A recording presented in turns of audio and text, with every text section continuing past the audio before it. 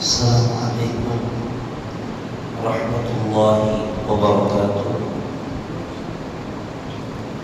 بسم الله العظيم القدرة والشان، شديد البطش والبرهان، حافظ الدين والقرآن.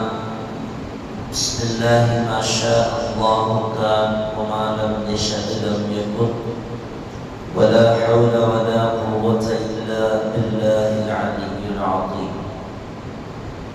الحمد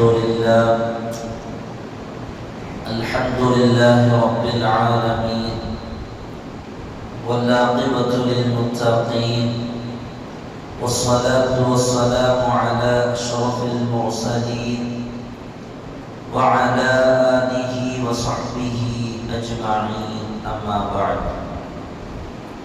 فقد قال الله تعالى في القرآن العظيم والفرقان المجيد: أعوذ بالله من الشيطان الرجيم، بسم الله الرحمن الرحيم. فاتقوا النار التي وقودها الناس والحجارة أعدت للكافرين. صدق الله العلي العظيم.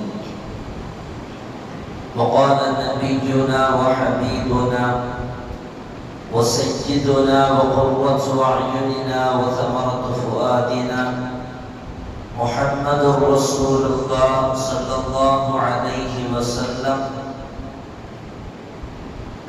لو كان في هذا المسجد 100,000 أو يزيدون وفيهم رجل من أهل النار فتنفس فأصابهم نفسه لاحترق المسجد من فيه. صدق النبي صلى الله عليه وسلم. எல்லா புகழும் புகழ்ச்சியும் ஏக இறைவனாகிய அல்லாஹ் ஒருவனுக்கே உரித்தாகும். அவன் சாந்தியும் சமாதானமும் ஈருலக வேந்தர் முஹம்மது ரசூலுல்லாஹ் ஸல்லல்லாஹு அலைஹி வஸல்லம் அவர்களின் மீதும், அவர்களின் அடிச்சுவடை அப்படியே அடிபெறலாமல் பின்பற்றிய உத்தம சத்திய சஹாபாக்கள், தாபிஈன்கள், தபஉ தாபிஈன்கள், நாதாக்கள், சுஹதாக்கள், அவுலியாக்கள், நம் பெற்றோர்கள், உஸ்தாதுமார்கள், மனைவி மக்கள், இங்கே அமர்ந்திருப்பவர்கள், இன்னும் வர இருப்பவர்கள், நம் ஊர்வாசிகள், அயல்வாசிகள், பகுர்வாசிகள், உலக முஸ்லிம்கள் அனைவர்கள் மீதும் என்றென்றும் குறையின்றி நிறைவாக நின்று நிலவட்டுமாக. புனிதமான இந்த நாளில், அவனுக்கு பிடித்தமான இந்த இடத்தில் வல்லோர் அல்லாஹ் நம்மை ஒன்று கூட்டியதை போல, நாளை ஜன்னத்துல் ஃபிர்தௌஸ் என்னும் உயர்தரமான சுவனத்தில் கண்மணி முஹம்மது ரசூலுல்லாஹ் ஸல்லல்லாஹு அலைஹி வஸல்லம் அவர்களோடு நம்மையும் நம்மை சார்ந்த அத்துணை பேர்களையும் ஒன்று கூட்டி அருள் புரிவானாக. நோய்கள் அனைத்தையும் ஷிஃபாவாக்கி தந்தல் புரிவானாக. அன்பிற்குரிய அல்லாஹ்வின் நல்லடியார்களே, புனிதமான ரமலானுடைய 4வது வாரத்தில் வெள்ளிக்கிழமையில் வீற்றிருக்கிறோம். அடுத்த வாரம் அல்லாஹ் நாடினால் பெருநாள் அல்லது ரமலானுடைய இறுதி வாரமாக வெள்ளியாகவும் அமையலாம். எதுவாக இருந்தாலும் அல்லாஹ் இந்த ரமலானின் நோற்ற நோன்புகள், வழங்கிய சதக்காக்கள், தொழுத தொழுகைகள் அத்தனையும் அவன் கபூல் செய்து நிரப்பமான கூலிகளை அல்லாஹ் இன்மையிலும் வறுமையிலும் தந்து அவனுடைய அருள் பெரும் கிருபையில் நம்மை இடம்பெறச் செய்வானாக. ஆமீன் யா ரப்பல் ஆலமீன்.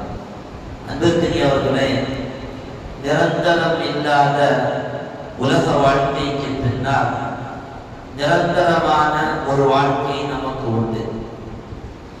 அந்த மறு உலக நிரந்தரமான வாழ்க்கையில் இரண்டு இடங்கள் மட்டும்தான். ஒன்று நிம்மதியையும் மகிழ்ச்சியையும் நமக்கு நிரந்தரமாக தருகிற சுவனம் என்கிற தளம். 2 நிம்மதியின்மையையும் துன்பத்தையும் துயரத்தையும் நிரந்தரமாக தருகிற நரகம் என்கிற இடம். இந்த 2 மட்டும்தான் நாளை மறு உலகத்தில் அல்லாஹ் வைத்திருக்கக்கூடிய இடம். இந்த இரண்டில் யார் நுழைந்தாலும் அவர்கள் அங்கே நிரந்தரமாக இருப்பார்கள். சுவனத்தில் நுழைபவர்கள் சுவனத்தில் நிரந்தரமாகவும், நரகத்தில் நுழைகிறவர்கள் அவர்கள் காஃபிராக இருந்தால் நிரந்தரமாகவும், முஸ்லிமான பாவியாக இருந்தால் செய்த பாவத்திற்கான தண்டனைகளை அனுபவிக்கிற காலம் வரையிலையும் அங்கே அவன் நிரந்தரமாகவும் இருக்க வேண்டும். இந்த இரண்டு தலங்களும் மிக முக்கியமான தலம். நம்முடைய சிந்தனைக்கு அப்பாற்பட்டு நாம் யோசிக்கிற யோசனைக்கெல்லாம் இல்லாமல், நம்முடைய கற்பனைக்கெல்லாம் அப்பாற்பட்ட ஒரு உலகம் இந்த இரண்டு உலகம். அதிகமாக நாம் கேள்விப்பட்டிருக்கிற ஹதீஸினுடைய வாசகம், எந்த கண்ணும் பார்த்திடாத, எந்த காதும் கேட்டிடாத, எந்த உள்ளமும் சிந்தித்திடாத ஒரு உலகம் சுவனம். அதே போலத்தான் நரகமும் நாம் நினைக்காத ஒரு உலகம். பெருமானார் ஸல்லல்லாஹு அலைஹி வஸல்லம் அவர்களின் புனிதமான ஒரு ஹதீஸில் பார்க்க முடியும். நரகத்தை இழுத்து வருகிற அந்த மலக்குகள் 70,000 சங்கலிகளை கொண்டு அதை இழுத்து வருவார்கள். ஒவ்வொரு சங்கலிகளிலும் 70,000 மலக்குமார்கள் இருப்பார்கள். அந்த ஒவ்வொரு மலக்குமார்களும் 70,000 பேர்களை நரகத்தில் தூக்கி வீசுவார்கள் என்றெல்லாம் நரகத்தினுடைய கோலத்தை பற்றி, அதனுடைய வண்ணமான படைப்பை பற்றி ஹதீஸுகள் மிக விசாலமாக நமக்கு சொல்லித்தரும். நல்லவராக இருந்தாலும் தீயவராக இருந்தாலும் யாருமே துன்பத்தை விரும்புவதில்லை. நிம்மதியான வாழ்க்கை, மகிழ்ச்சியான வாழ்க்கை, சந்தோஷமாக வாழ வேண்டும் என்று நான் நினைப்பான். அதற்காக வேண்டித்தான் இந்த உலகத்தில் அயராமல் மனிதன் பாடுபடவும் செய்கிறான். அயராமல் பாடுபடுகிற நாம் நாளை நிரந்தரமாக இருக்கக்கூடிய நிம்மதியை தருகிற அந்த உலகத்திற்காக வேண்டி நாம் அதிகமாக முயற்சிகள் செய்ய வேண்டும். குர்ஆனில் ஒரு இடத்தில் யா அய்யுஹல்லதீன ஆமனு தக்குல்லாஹ், அல்லாஹ்வை நீங்கள் பயந்து கொள்ளுங்கள். வல் தன்துர் நஃப்சும் மா கத்தமத் லிகத், நாளைக்காக வேண்டி என்ன தயார் செய்து வைத்திருக்கிறோம் என்பதையும் கவனித்துக் கொள்ளுங்கள். யாரும் இப்படி சொல்ல மாட்டார்கள். நாமெல்லாம் இந்த உலகத்தில் நாளைக்கு என்ன நம்முடைய வாழ்வாதாரத்திற்கான வழி என்னவென்பதை, உலகத்தில் நாளைக்கு என்ன செய்ய போகிறோம் என்பதைத்தான் சிந்திப்போமே தவிர நாளை மறுவுலகில் நமக்கு நாளைக்கு என்னவென்பதை சிந்திப்பதில்லை. இதே ரமதான் துவங்கிய 1 முதல் ரமதானுடைய இந்த நிமிடம் வரையிலே நம்மோடு பழகியவர்கள் எத்தனையோ பேர்கள் கபரில் இருக்கிறார்கள். நமக்கு தெரிந்தவர்கள், சிநேகமானவர்கள், நமக்கு உதவியவர்கள் அல்லது எதிரிகள் யாரோ இன்றைக்கு நம்மோடு உலகத்தில் இல்லை. இதே ரமதான் துவங்கிய காலம் முதல் இந்த நிமிடம் வரையிலையும் அவர்கள் நம்மை விட்டு பிரிந்து மன்னரையில் இருக்கிறார்கள். எந்த நேரத்தில், எந்த நிமிடத்தில், எங்கு வைத்து, எப்படி என்றெல்லாம் தெரியாத ஒரு வாழ்க்கை வாழப்படலாம். குர்ஆன் சொல்லுகிறது, நாளை நிரந்தரமான அந்த உலகுக்காக வேண்டி என்ன செய்திருக்கிறோம் என்பதை நீங்கள் கவனித்துக் கொள்ளுங்கள். இன்னமா துவஃபௌன உஜூரக்கும் யௌமல் கியாமா, உங்களுக்கு வழங்கப்படுகிற அந்த நற்கூலிகள் எல்லாம் கியாமத்தில் வழங்கப்படும். ஃபமன் ஸுஹ்ஸிஹ அனின் நார், எவன் நரகத்திலிருந்து விலக்கப்பட்டு விட்டானோ, வஉத்கிலல் ஜன்னah, மட்டுமல்ல அவன் சுவனத்தில் நுழைவிக்கவும் பட்டுவிட்டான். ஃபகத் ஃபாஸ், அவன்தான் வெற்றியாளன். சஹாபாக்களுடைய வாழ்க்கை, நல்லோர்களுடைய வாழ்க்கை எவ்வளவோ கேள்விப்படுகிறோம், எவ்வளவோ அந்த நேரத்தில் கண்ணீரை வடிக்கிறோம். இப்படியெல்லாம் வாழ்ந்திருக்கிறார்களே, இவ்வளவு சீதேவித்தனமாக வாழ்ந்திருக்கிறார்களே என்று அந்த செய்தியை படிக்கும் போது, கேட்கும் போது ஏதோ ஒரு உணர்வு நம்மை உள்ளத்தில் தட்டுகிறது அல்லவா? அதுதான் ஈமான். அந்த உணர்ச்சி, அந்த உணர்வு, அந்த சிந்தனை, அந்த அழுகை, அந்த தூக்கம், நரகத்தை பற்றிய அந்த அகோரமான நிலையை குறித்துள்ள பயம், இதுதான் ஈமான். இந்த ஈமானை நாம் பெருக்க வேண்டும். அதனுடைய தன்மையை நாம் வளர்க்க வேண்டுமானால் நாம் அல்லாஹ்வை பற்றிய அச்சத்தை உள்ளத்தில் அதிகமாக கொண்டு வர வேண்டும். வல் ஹயாத்துத் துன்யா இல்லா மதாஉல் குரூர், இந்த உலகம் என்பது அற்பமான ஒரு வாழ்க்கையை தவிர எதுவும் இல்லை. சுருக்கமாக சொன்னால், நன்மையை சம்பாதிப்பவன் சுவனத்திற்கு செல்லுவான், தீமையை சம்பாதிப்பவன் நரகத்திற்கு செல்லுவான். எந்த அளவுக்கு அல்லாஹ் நரகத்தை பற்றிய அச்சுறுத்தலை வழங்குகிறான் என்றால், குர்ஆனில் அல் ஜன்னா, சுவனம் என்று சொல்லுகிற வார்த்தை 65-75 இடங்களில் மட்டும்தான் வருகிறது. அல் ஜன்னத் என்கிற வார்த்தை எந்த இடத்துல மட்டும்தான் வருது? 65 அல்லது 75 இடங்கள்ல தான் வருது. ஆனால் அன்னார் நரகம் என்று சொல்லுகிற அந்த வார்த்தை சுவனத்தில் அதை விடவும் அதிகமாக, ஒரு மடங்கு அதிகமாக 145 இடங்களில் அல்லாஹ் நரகத்தை பற்றி சொல்லுகிறான். அன்னார் என்கிற வார்த்தையை குறிப்பிட்டு சொல்லுகிறான். என்ன காரணம் தெரியுமா? மனிதரை அல்லாஹ் நரகத்தை பற்றி சிந்திக்க சொல்லுகிறான். நரகம் மிக கடுமையானது, சுவனம் அழகானது என்றால் அந்த அழகை விடவும் மிக கொடூரமாக படைக்கப்பட்டிருக்கிறது நரகம். நீங்கள் அதை பயந்து வாழுங்கள் என்பதைத்தான் அல்லாஹ் சுவனத்தை விடவும் அதிகமாக நரகத்தை குர்ஆனில் சொல்லுவதற்கான காரணம். நாம் இன்னைக்கு அடுக்குமாடி கட்டடம் கட்டுகிறோம், வானோங்கி நிற்கிற கட்டடங்களை அப்படியே கட்டுகிறோம். புர்ஜ் கலீஃபா என்று சொல்லுகிறோம், உலகத்தில் உயர்ந்த கட்டடம் என்று பேசுகிறோம் அல்லவா? அல்லது பூமியை துளைத்து 500-1000 அடிகள் செல்லுகிற அளவிற்கு கட்டடத்தை அமைக்கிறான், சுரங்கப்பாதை அமைக்கிறான் என்றால் இதையெல்லாம் விட கொடூரமாக நரகம் அடுக்கடுக்காக செல்லுகிற மாளிகை என்று ஹதீஸ் சொல்லுகிறது. நரகம் அடுக்கடுக்காக தட்டு தட்டாக அல்லாஹ் அமைத்து வைத்திருக்கிறான் நரகத்தை. அங்கே கோரமான வேதனைகள் நமக்கு உண்டு. அதனுடைய வாயில்கள் 7, அதனுடைய நெருப்புகள் உலகத்தினுடைய நெருப்பை விடவும் 70 மடங்கு அதிகம் என்றார்கள் முஹம்மது ரசூலுல்லாஹி ஸல்லல்லாஹு அலைஹி வஸல்லம். எவ்வளவு கேட்டாலும் நமக்கு பயமே இல்லை. ஏன்னா நமக்கு விவரம் வந்ததிலிருந்து இந்த நேரம் வரையிலே நரகத்தை பற்றி கேட்கும், நரகத்தை பற்றி சொல்லப்படும், நமக்கு பயமில்லை. என்ன காரணம் தெரியுமா?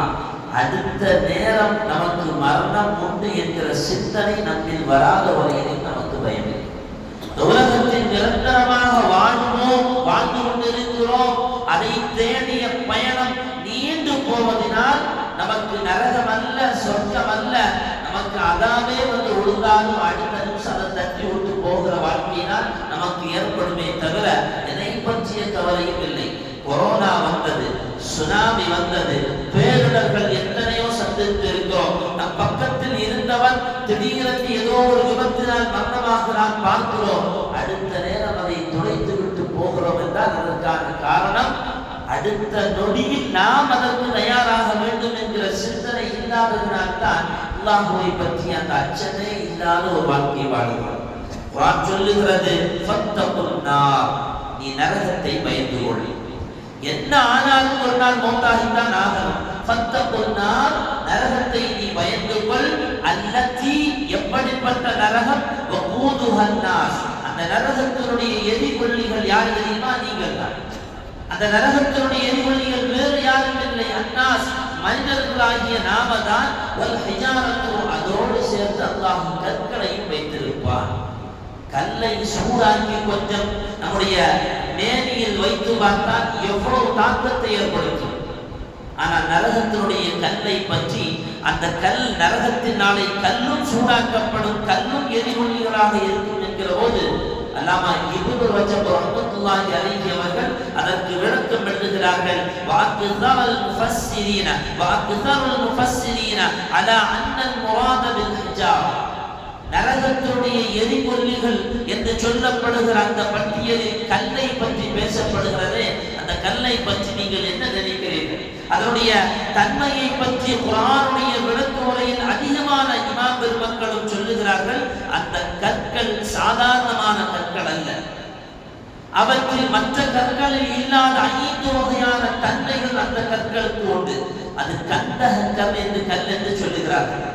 கந்தக கல் என்று சொன்னாலே பண்டெல்லாம் பகுதாதிலும் ஈராக்கிலும் வியாபாரம் செய்பவர்கள் கற்களை வியாபாரம் செய்வார்கள். கந்தக வியாபாரி, கந்தக வியாபாரம் சொன்னாலே சமுதாயத்தில் கொஞ்சம் வித்தியாசமான பார்வை ஏற்படும், கொஞ்சம் இழிவான பார்வை ஏற்படும். கந்தக வியாபாரம், அந்த கந்தக அமைப்பில் இருக்கிற கந்தகத்தை சார்ந்த கற்களை தான் நாளை நரகத்தில் அல்லாஹ் எரிபொருளியாக வைக்கிறார். அதற்கு 5 தன்மைகள் என்று சொல்கிறார்கள். அல்லாமா இப்னு ரஜப் ரஹ்மத்துல்லாஹி அலைஹி என்ன தன்மை தெரியுமா?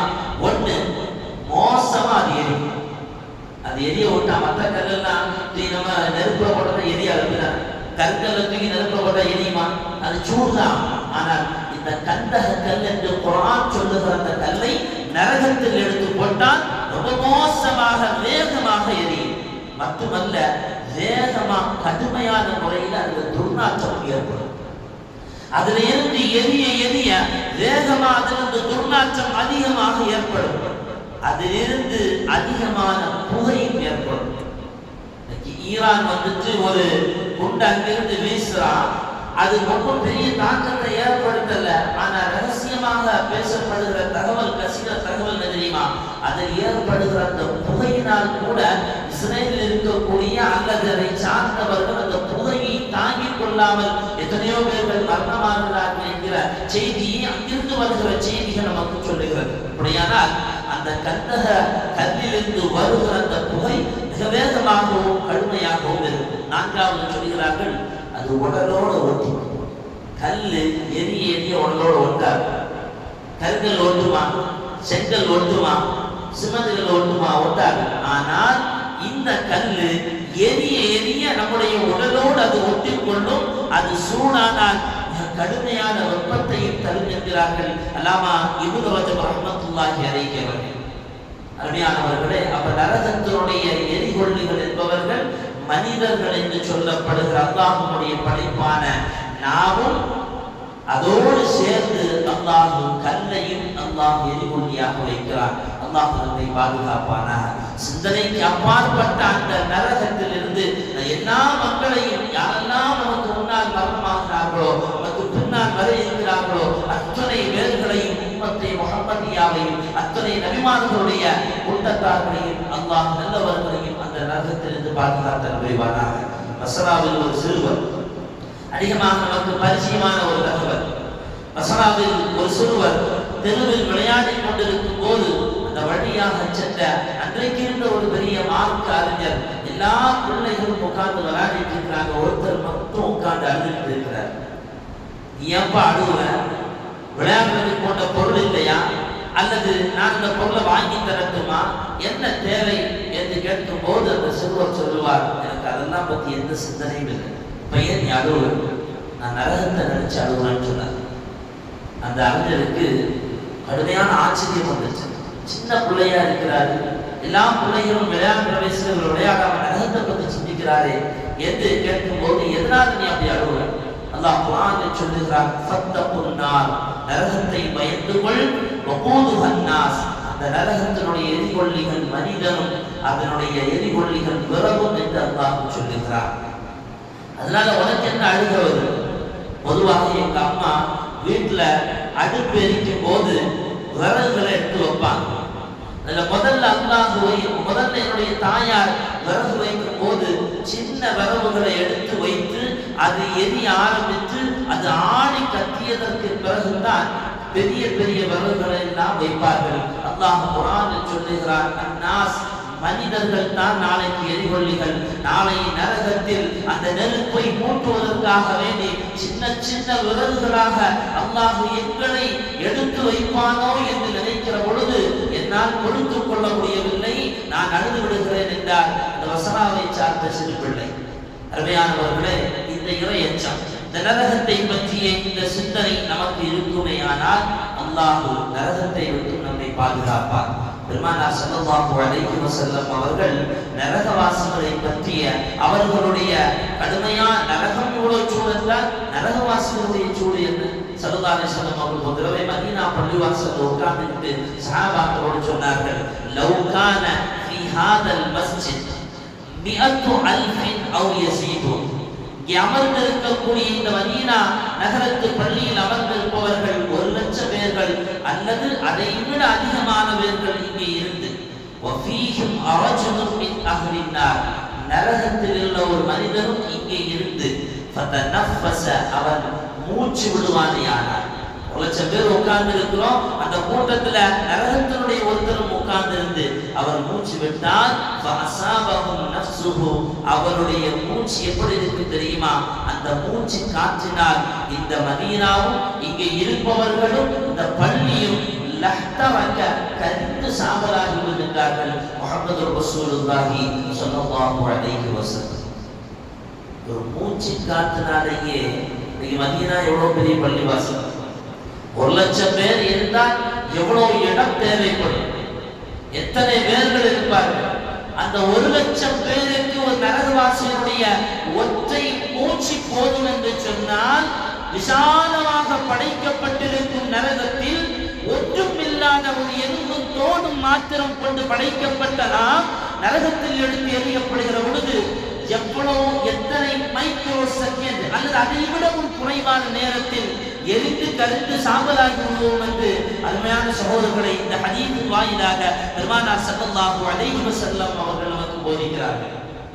இவ்வளவெல்லாம் தாக்கத்தை ஏற்படுத்துகிற அந்த நரகம் நமக்கு முன்னால் அதனுடைய உருவம் அது அப்படியே ஒரு தோற்றமாக அல்லாஹ் குர்ஆனில் வடிவமைத்து, ஹதீஸ்களில் பெருமானார் அவர்கள் அதை வடிவமைத்து, வரலாற்று செய்திகளில் எல்லாம் அதை பற்றிய செய்திகளை அப்படியே வடிவமைத்து சொன்னதற்கு பின்னால் நாம் அதை பற்றிய சிந்தனை கொஞ்சம் கூட இல்லாமல் அல்லாஹ்வை பயந்து வாழாமல் இருக்கிறோமையானால் உண்மையில் மரணத்தை பற்றிய சிந்தனை இல்லை, அடுத்த நேரத்தில் மரணிப்போம் என்பதை பற்றியதான எந்த சிந்தனையும் இல்லாமல் இருப்பதுதான் இதற்கான காரணம்.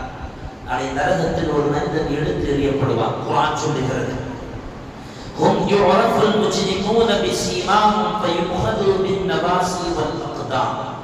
அவனை நரகத்தில் வீசப்படும். முகம் தெரியும், முகத்திற்கு அடையாளம் இருக்கும், ஆனால் மற்ற பகுதிகள் எல்லாம் எடுத்து எறியப்படும். அவன் மொத்தமாக வீசப்படும் போது அவனுடைய முடியையும் பாதத்தையும் பிடித்து நரகத்தில் வீசப்படும். சையதுனா இப்னு அப்பாஸ் ரலியல்லாஹு அன்ஹு அவர்கள் இந்த ஆயத்திற்கு விளக்கம் எழுதுகிறார்கள். யுஜ்மஉ பைன ரஸிஹி வ ரிஜ்லைஹி, அவருடைய காதும் கையும் ஒன்றாக சேர்க்கப்பட்டு ثم يمسح كما يمسح الحد, ஒரு விறகு எப்படி எடுத்து அடித்து உடைக்கப்படுமோ, விறகு எப்படி ஒன்றாக சேர்க்கப்பட்டு கட்டப்பட்டு, அல்லது ஒரு விறகை எடுத்து தரையில் வைத்து விட்டு அதை எடுத்து எப்படி உடைக்கப்படுமோ, விறகு உடைக்கப்படுவதை போல நரகத்தில் மனிதன் எடுத்து எரிந்து உடைக்கப்படுவான் என்றார்கள் சையதுனா இப்னு அப்பாஸ் ரலியல்லாஹு தஆலா அன்ஹு. அவனுடைய கடைசி பத்தில் அல்லாஹ் நரக விடுதலையை வைத்திருக்கிறான். இது கொண்டினா எனவே தான் ஒவ்வொரு வகுப்பிலும் அல்லாஹும்ம அத்திக ரிகாபனா வ ரிகாப ஆபாயினா வ ரிகாப உம்மஹாத்தினா வ ரிகாப அஸாதீதினா வ இஹ்வானினா வ அஹ்வாத்தினா வ அக்ரிபாயினா வ அஸ்வாஜினா வ அவுலாதினா வ அஹ்பாபினா வ அஸ்ஹாபினா வ தலாமீதினா வ மன் தஅல்லக பினா வ மன் அவ்ஸானா பித்துஆ வ மன் நஆனனா வ மன் நத்அமனா என்று துவங்குகிற அந்த துஆவை ஓதுகிறோம் என்றால் யாரெல்லாம் நம்மோடு சம்பந்தப்பட்டிருக்கிறார்களோ, என்னென்ன வகையிலெல்லாம் சம்பந்தப்பட்டிருக்கிறார்களோ, உதவியார், ஒத்துழைப்பார், உறவார், இரத்த உறவார், அத்துணை பேர்களுக்கும் ரஹ்மானே நரகத்திலிருந்து நீ விடுதலையை தந்து விடு என்கிற அர்த்தத்தை பொதித்த துஆவை உருக்கமாக கேட்பதோடு மாத்திரம் நிறுத்தி விடாமல் அந்த நரகத்திற்கு நம்மை அழைத்து செல்லுகிற வேலைகள் என்னவெல்லாம் இருக்கிறதோ அதை விட்டெல்லாம் நாம் மாற்றிருக்க வேண்டும். நரகத்தினுடைய வாசல் சுருக்கமானது. ஒரு குடம் இருக்கு, அந்த குடத்தினுடைய வயிறு பெருசா இருக்கு, அதனுடைய வாய் சின்னதா இருக்கு. இதே போலத்தான் அந்த நரகத்தை அமைச்சு வச்சு தண்ணி வெளியே வரக்கூடாது, உள்ள தண்ணி நல்லா புடிச்சுக்கணும், வெளியே அப்படியே தண்ணி வந்து சுருங்கி அந்த பகுதி சுருக்கமாக குடத்தில் இருப்பதை போல நரகத்திற்குள்ளால் போடப்படும் போது அந்த வாசலை பற்றி ஹதீஸ்களில் சொல்லப்படுகிறது சுருக்கமான வாசல். சையதுனா அப்துல்லாஹ் இப்னு உமர் ரலியல்லாஹு அன்ஹு அவர்கள் சொல்லுகிறார்கள், மதீனத்து பள்ளியில் ஒவ்வொரு நாள் காலை பொழுதிலும் சஹாபாக்கள் பெருமானார் அவர்களை சுற்றி அமர்ந்திருப்பார்கள். அங்கே அமர்ந்திருக்கிற சஹாபாக்கள் பெருமானார் அவர்களோடு இரவில் கண்ட கனவுகளை எல்லாம் சொல்லி அதற்கு விளக்கம் தேடுவார்கள். நான் என்னுடைய சிறு வயதில் அதை பார்ப்பேன். அப்படி பார்த்து வந்த போது எப்போதும் என்னுடைய இருப்பிடம் பள்ளிதான். திருமணம் முடிப்பதற்கு முன்னால் நான் பள்ளிதான் கதி என்று கிடந்தேன். அப்படி சஹாபாக்கள் வந்து ரசூலோடு தங்களுடைய கனவுகளை சொல்லி விளக்கம் தேடுவார்கள். ஒரு தடவை நான் நினைச்சேன், யா அல்லாஹ், எனக்கும் இந்த மாதிரி கனவு பார்க்கிற பாக்கியத்தை தாயே, நானும் ரசூலுல்லாஹ்ட்ட வந்து இதற்கு விளக்கம் கேட்டு எனக்கு அவருக்கு நல்ல செய்தியை சொல்லுகிற ஒரு நல்ல கனவை எனக்கு தூக்கத்துல காமிச்சுதான் கேட்டு நான் ஒரு நாள் படுக்கையில் படுத்து உறங்க ஆரம்பித்தேன்.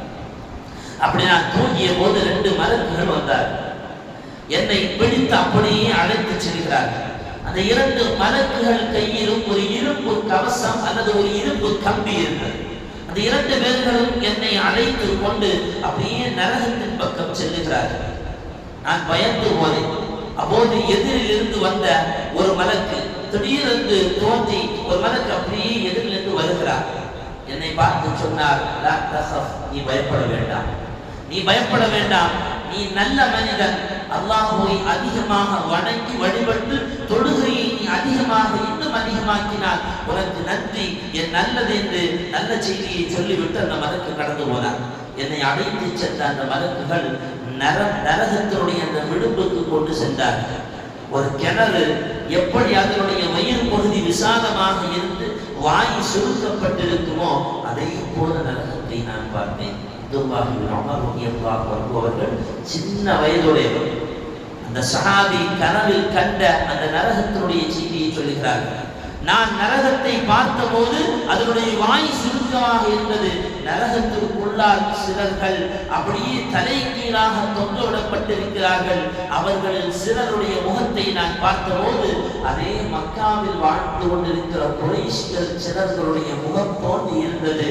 கனவிலிருந்து நான் விழித்தெடுத்தேன். செய்தனா ஹப்ஸா ரலியல்லாஹு அன்ஹா அவர்களிடத்தில், என்னுடைய சகோதரியிடத்தில் இந்த கனவை சொன்னேன். அவர்கள் பெருமானார் அவர்களிடத்தில் சொன்னார்கள், நாயகம் விளக்கம் சொன்னார்கள், நீங்கள் அதிகமாக அப்துல்லாஹ் இப்னு உமரை தொழுவதற்கு சொல்லுங்கள், அவருக்கு அது நல்லது என்கிற செய்தியை கனவில் கண்டதை போலவே பெருமானார் அவர்கள் சொல்லுவார்கள். நரகம் அதனுடைய வாய் சுருக்கமானது. ஏன் நரகத்தை பற்றி அல்லாஹ் இவ்வளவு சொல்றான்? நரகம் யாருக்காக வேண்டி படைக்கப்பட்டது? நரகம் படைக்கப்பட்டது உண்மையில் முஸ்லிமுக்காக வேண்டியா? இல்லை. வத்தகுன்னார், குர்ஆன் சொல்லுகிறது, நரகத்தை நீ பயந்து கொள், அல்லதி உஇத்தத் லில் காஃபிரின். அந்த நரகம் படைக்கப்பட்டிருப்பதெல்லாம் முஸ்லிம்களுக்கு அல்ல, முஃமின்களுக்கு அல்ல.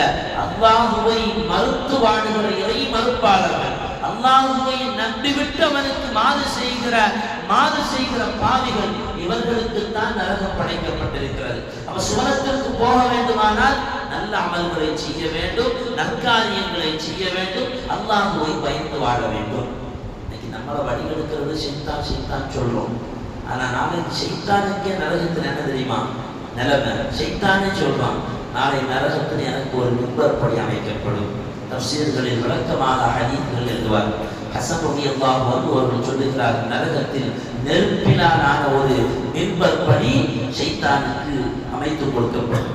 கேள்வி கணக்கு முடியும், மீசான் திராஸ் நன்மைகள் நிறுத்தப்படும், ஹவுதுல் கௌசருடைய அந்த கவாடங்கள் எல்லாம் அடைக்கப்படும். அல்லாஹ் கண்மணி நாயகத்துடைய முபாரக்கான கரத்தினில் ஹவுதுல் கௌசரை அருந்து பாக்கியத்தை நமக்கு தருவானா?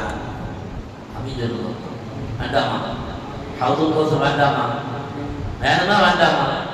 புனிதமான அந்த கரத்திலிருந்து ஹவுதுல் கௌசரை அருந்து பாக்கியத்தை அல்லாஹ் தருவானாக. அதை குடிச்சா அதுக்கு பின்னால தாகமே இல்லைங்க. பெருமானார் அவர்களுடைய கைவுறு பரக்கத்து, ஹவுதுல் கௌசர் பரக்கத்து, அல்லாஹ் அந்த நசீபை தருவானாக. ஹவுதுல் கௌசர் எல்லாம் கவாடங்கள் எல்லாம் அடைத்ததற்கு பின்னால், சிராத்தை எல்லாம் கடந்ததற்கு பிறகு, அர்ஷுடைய நிழல்கள் எல்லாம் அடைக்கப்பட்டதற்கு பின்னால், அவனவன் போக வேண்டிய இடத்திற்கு அவனவன் போனதற்கு பிறகு சுவனம் செல்பவர்கள் சுவனம் செல்வார்கள், நரகம் செல்லுபவர்கள் நரகம் செல்வார்கள். நரகத்தில் கூட்டப்பட்டதற்கு பின்னால் ஷைத்தானுக்கு கொடுக்கப்படுகிற அந்த மிம்பர் படியில் ஏறி நின்று கொண்டு ஷைத்தான் சொல்லுவான். குர்ஆன் சொல்லுகிறது, வகால ஷைத்தான் லம்மா குலியல் அம்ர், நாளை மறுமையினுடைய எல்லா காரியங்களும் முடிவு பெற்றதற்கு பிறகு, இன்னல்லாஹ வஅதகும் வஅதல் ஹக், ஷைத்தான் சொல்வானா, ஆச்சரியமான வார்த்தை குர்ஆன் சொல்லுகிறது, அல்லாஹ் உங்களுக்கு வாக்களித்தான். வஅதல் ஹக், உண்மையை அல்லாஹ் வாக்களித்தான். வஅத்துக்கும், நான் உங்களுக்கு வாக்களித்தேன், ஆனால் ஃபஸ்தலஃப்துக்கும், நான் உங்களுக்கு மாறு செய்து விட்டேன். அல்லாஹ்வுடைய வாக்கு உண்மை, என்னுடைய வாக்கு பொய், நான் உங்களுக்கு மாறு செய்து விட்டேன். வமா கான லீ அலைக்கும் மின் சுல்தான், எனக்கு எந்தவித ஆதிக்கமும் உங்களிடத்தில் இல்லை. இது இப்ப எதுவுமே செய்ய முடியாது, நீங்க என்ன பின்பற்றுவீர்கள். ஒரு ஹதீஸ்ல பார்க்க முடியும், நாளைக்கு நரகத்தில் நிற்கக்கூடிய மக்கள் எல்லாம் ஷைத்தான் வந்து சொல்லுவாங்க, ஷிக்கார் செய்வாங்க, உன்னைத்தானப்பா நம்புறோம், நீதானே எங்களுக்கு இது நல்லதுன்னு சொன்ன, எதெல்லாம் வழிகாட்டினி, இப்ப என்ன எங்களுக்கு நீ உதவி செய்ய மாட்டீங்க என்று கேட்கும்போது அவன் சொல்லுவான், இல்லா அன் தஅவத்துக்கும், நான் உங்களை அழைத்தேன், எனக்கு நீங்க பதில் தந்தீங்க. ஆனா என்ன ஃபலா தலூமூனி, என்ன நீங்க இங்க திட்டக்கூடாது, என்ன நீங்க இங்க திட்டவே கூடாது. வலூமு அன்ஃபுஸக்கும், உங்களை நீங்களே திட்டிக்கங்க. ஏன்னா எனக்கே இங்க வேற வழி இல்லை, நானே நாதி இல்லாமல் இருக்கிறேன். மா அன பிமுஸ்லிஹுக்கும் வமா அன்தும் பிமுஸ்லிஹின்னி, நான் எந்த உதவியையும் செய்ய முடியாது, உங்களுக்கு எந்த உதவியையும் செய்ய முடியாது, எனக்கும் நானும் உதவி செய்ய முடியாது. நான் அல்லாஹ்வை மறுத்து வாழ்ந்தேன். நீங்கள் செய்த பாவத்திற்கு நீங்களே பரிகாரமாக நீங்களே பதில் சொல்லி விடுங்கள் என்று நாளை அமைத்து கொடுக்கப்படுகிற அந்த மிம்பரில் நின்று கொண்டு ஷைத்தான் உரையாற்றுவான் என்று ஹதீஸில் குதுபத்து ஷைத்தான், ஷைத்தானுடைய உரை என்றே தலைப்பிட்டு எழுதுகிறார்கள் செய்தி. அருமையான சகோதரர்களை, அவ்வளவு ஏமாற்றத்தை நாளை நரகத்தில் சந்திப்பதற்கு முன்னால் இந்த புனிதமான ரமலான் காலத்தில் அல்லாஹ்விடத்தில் நரகத்தை விட்டு பாதுகாப்பு தேட வேண்டும். ஒரு செய்தியை சொல்லி நான் நிறைவுக்கு வருவேன். 5 நேர தொழுகை, இந்த 5 நேர தொழுகையிலையும் ஒவ்வொரு வகுப்பிலையும் ஒவ்வொரு விதமான துவா. காலையில் ஒரு துவா, துஹர்ல ஒரு துவா, அஸ்ர்ல ஒரு துவா, மக்ரிப்ல ஒரு துவா, இஷால ஒரு துவா. இது ரசூலுல்லாஹ் சொன்ன துவா கிடையாது. ஆனால் நல்லோர்கள் நாதாக்களான இமாம் பெருமக்கள் கோர்வை செய்த துவா. அத்தனையும் ஹதீஸில் இருக்கிற அர்த்தங்களை, வார்த்தைகளுடைய அப்படியே ஒட்டுமொத்தமான ஒரு கருத்தாக அந்த துஆக்களை அப்படியே அவர்கள் வடிவமைத்திருக்கிறார்கள். அதுல மக்ரிப்ல கேட்கிற துஆ, அல்லாஹும்ம அஜிர்னி மினன் நார், யா அல்லாஹ் நரகத்தை விட்டு என்னை பாதுகாப்பாயா. 7 தடவை கேட்பாங்க, சில இடங்கள்ல 3 தடவை கேட்பாங்க. நரகத்தை விட்டு தினமும் துஆ கேட்பதற்காக வேண்டி மக்ரிபில் அந்த துஆவை இமாம் பெருமக்கள் கோர்வை செய்திருக்கிறார்கள் என்றால், அருமையான சகோதரர்களை, இந்த துஆக்களை எல்லாம் கேட்கும் போது ஆமீன் சொல்லணும். சத்தமா ஆமீன் சொல்றதுனால ஒன்றும் குறைஞ்சு போறதில்லை. ஆமீன் சொன்னா கபூல் தான் ஆகும். அல்லாஹ் நீ கூட்டமா உட்கார்ந்து ஆமீன் சொன்னா அந்த துஆ ஏற்றுக்கொள்ளப்படாதுன்னு அல்லாஹ் தூக்கி வீசுகிற அளவுக்கு அல்லாஹ் ஒன்றும் கஞ்சனும் கிடையாது, அவன் கோரமானவனும் கிடையாது. நீ கேளுப்பா, கேட்டா நான் கொடுக்கிறேன் என்று சொல்லும் போது கேட்கிற துஆக்களுக்கு ஆமீன் சொல்லி பழக வேண்டும். சர்ச்சைகள் எல்லாம் மாற்றி வைக்க வேண்டும். கூட்டுதுவா கிடையாது, அது கிடையாது. கபருக்கு போனா இது ஒண்ணு கேள்வியில ஓங்கி ஒரு அடி முடிச்சு சொல்லி கேட்கிற துஆக்கள் சிறப்பு நல்லவர்கள் இருந்தால் நாம் ஆமீன் சொல்லும் போது, இந்த நல்லவரும் ஆமீன் சொல்லும் போது இந்த துஆ கபூலான அது போதுமையா ஒண்ணு. வேற என்ன வேணும் உலகத்தில்? அருமையானவர்களே, எனவே அந்த கருத்து வெற்றிகளை எல்லாம் மாற்றிவிட்டு கேட்கிற துஆக்களுக்கு ஆமீன் சொல்லி, ரப்பே என்னையும் நீ நல்லவர்களுடைய கூட்டத்தில் சேர்த்து விடு என்கிற நல்ல எண்ணத்தோடு வாழ்வதற்கு நாம் முயற்சி செய்ய வேண்டும். எல்லாம் அல்லாஹ் சுப்ஹானஹு வ தஆலா நரகத்துடைய எல்லா கோரமான நிலைகளிலிருந்து அல்லாஹ் நம்மை பாதுகாக்க முடிவானாக. கபருடைய அதாபிலிருந்து அல்லாஹ் நம்மை பாதுகாப்பானாக. நோய்களை அல்லாஹ் பரிபூர்ணமாக ஷிஃபாவாக்கி தந்த முடிவானாக. யாரெல்லாம் நமக்கு